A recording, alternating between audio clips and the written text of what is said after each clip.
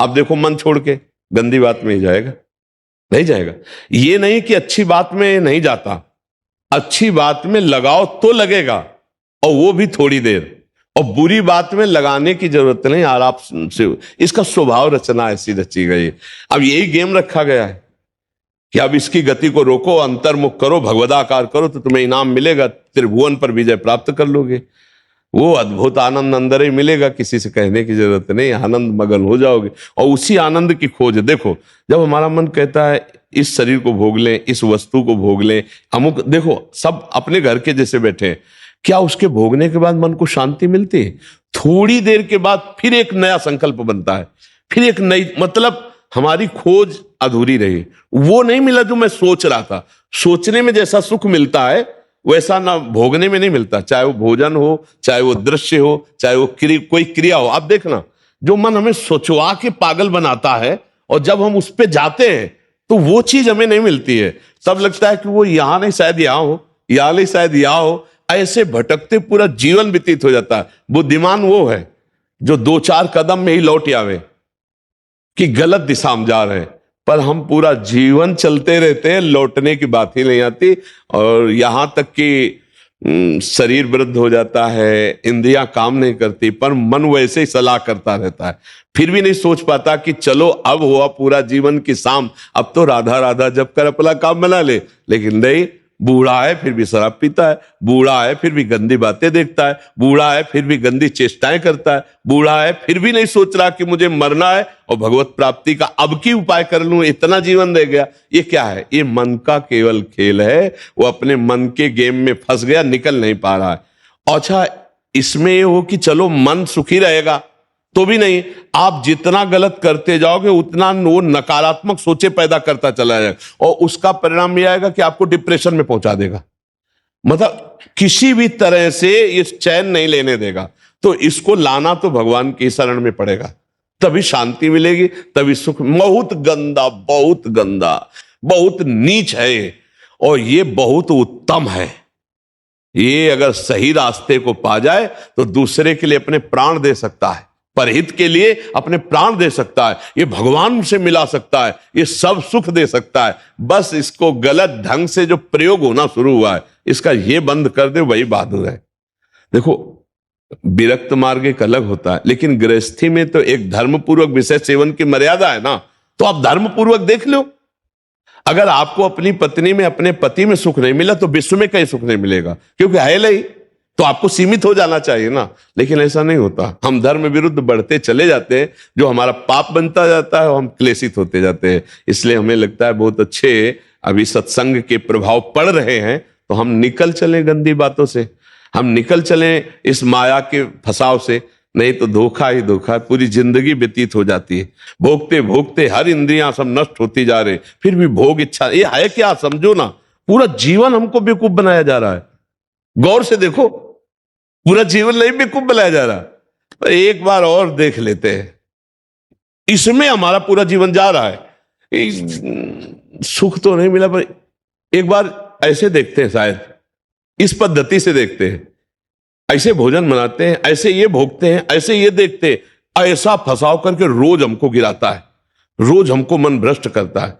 कभी नहीं कहता कि एक बार भगवान से मिलूं क्या, कभी उसका मन नहीं होता। इसको तो जबरदस्ती लगाना पड़ता है। इसको भगवान में लगाने के लिए भी भोगों का प्रलोभन देना होता है, तब ये भगवान में लगता है धीरे धीरे। ये भोगी मन भगवान में भी लगने के लिए तैयार, तो भोग के लिए देखो, भगवान को मना लोगे ना तो बढ़िया व्यवस्था बन जाएगी, चक जो चाहोगे सब हो जाएगा, जो चाहेंगे भगवान दे दे। बहुत मन बेवकूफ बनाता है, इसलिए हमें लगता है मन की बेवकूफी से बचना चाहिए। एक आया था भगतला, उसने कहा भगवान से मैं भजन करूंगा, सब करूंगा, लेकिन 1 लाख सुंदरियां स्त्रियां चाहिए। गजब का दिल है तेरा, गजब का दिल है यार। जिनके एक है ना, तो वो कभी कभी एकांत में ऐसे बैठते। तो इसीलिए मल की कहीं में मत रखो, ये बहुत बड़ा भूत है, ये परेशान कर देगा, नष्ट कर देगा। इसे सतमार्ग में लाओ, भगवत मार्ग में लाओ, तभी आनंद की। इसकी केवल चाल है, ये नहीं ये नहीं ये, और है कहीं नहीं, पक्का समझ लीजिए। ये हमारे को भ्रम पैदा करता, कुछ नहीं है। नाम जप करो, सत्संग करो, धर्म पूर्वक विषय भोगो, हम मना नहीं करते। एक उसे सीमा में रख के भोगो धर्म में, तो उससे क्या होगा, तुम्हें घृणा हो जाएगी। धर्म पूर्वक विषय भोगने से घृणा हो जाती है कि यार, और जो ये व्यसन करके और फिर इधर उधर मन, तो पाप के कारण बुद्धि ठीक निर्णय नहीं देती और बुढ़ापे तक पापाचरण, फिर दुर्गति को प्राप्त होते हैं। अभी समय है, अभी मन को समझा लो, मन को समझ। यही 5 भोग हैं, शब्द, स्पर्श, रूप, रस, गंध। इसी में मनुष्य फंसा है और इन्हीं भोगों से हमारी दुर्गति हो जाती है। बोलो अभी तक फाइनल में अगर बोला जाए तो अभी तक क्या है अपने पास? कोई अनुभव है क्या? बस एक ही है कि एक बार और चांस मिल जाए, बस किसी भी विषय का, मतलब किसी भी विषय का। मन में हर बार ये था कि अब की बार, लेकिन कभी अब की बार पूरी ही नहीं हुआ। तो इसको रोकना जरूरी है कि भजन, साधन, धर्म पूर्वक विषय सेवन और समाज की सेवा। कभी एक बार ऐसा करके देखना, कोई बूढ़ा ऐसा भूखा प्यासा फुटपाथ में पड़ा हो और उसको कभी अपने घर लाना, नहलाना, धुलाना, कपड़े पहनाना और भोजन पवाना। फिर वो जब तुम्हारी तरफ देखेगा तो तुम्हें जो सुख होगा वो जिंदगी में किसी भी भोग में नहीं मिला होगा। आप लिख लेना हमारी बात। कभी कोई बीमारी से तड़प रहा हो, किसी के सेवा का वहां कोई अवसर नहीं है और आप सेवा का अवसर देकर उसे आप स्वस्थ करो, आप अस्पताल ले जाओ, फिर जो आपको सुख मिलेगा हम आपको कैसे बताएं। वो भगवान का आशीर्वाद होता है। जब कोई बूढ़ा, कोई बीमार, कोई असहाय, और जब आप उसकी सहायता करते हो तो उसके हृदय से जो आशीर्वाद, वो सुख जो मिलता है। जैसे हम आपको एक दिन करके देखना, तुम अपना भोजन बढ़िया जो है कोई ऐसे भूखे को खवा देना जो भूखा बैठा हो, और ऐसे जल्दी जल्दी, और आप देखो उसको पाते हुए, और उस दिन आप वो भोजन ना पाओ, उसे पवा दो, तो आपको जो सुख मिलेगा वो 56 प्रकार के भोग पाने में भी कभी सुख नहीं मिला होगा। वो सुख परहित करने से, दूसरे को सुख पहुंचाने से जो हृदय शीतल होता है वो कभी किसी से नहीं होता। इसलिए मानव जीवन के लिए मन को थोड़ा विरुद्ध जो चलने वाला है उसके विरुद्ध आप बनो, उसे सतमार्ग में लगाओ। अब देखो आजकल ऐसी बुद्धि बिगड़ गई कि अपने पूज्य माता पिता को ही बच्चे दुख दे रहे हैं, डंडा थप्पड़ मारना। क्या यार, आज के जवान अपने माता पिता के साथ ऐसा व्यवहार करते हैं। अगर थोड़ा भी अध्यात्म से जुड़े होते तो मुझे लगता है शायद ऐसा नहीं करते, नहीं ना। धर्म से जुड़े होते, अध्यात्म से जुड़े होते, ऐसे माता पिता तो भगवान होते हैं। उनकी आंखें नहीं, उनको नहलाओ धुलाओ, किसी मंदिर जाने की और जरूरत नहीं, उनको भोग लगाओ, उनको पवाओ, उनका जो आशीर्वाद है लोक परलोक तुम्हारा सब बना देगा। लेकिन जब अध्यात्म से नहीं जुड़े तो लगता है कौन इनको, तो ये क्या है?